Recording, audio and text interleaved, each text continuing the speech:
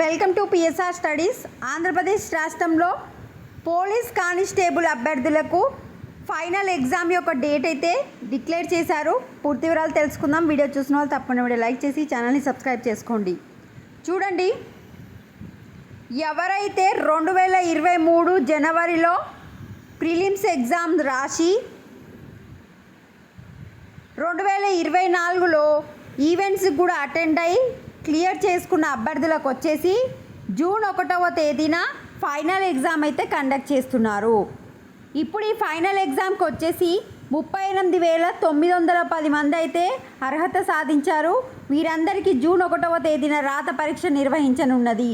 ఈ మేరకు Andhra Pradesh state level police recruitment board ఉత్తర్వులు జారీ చేసింది.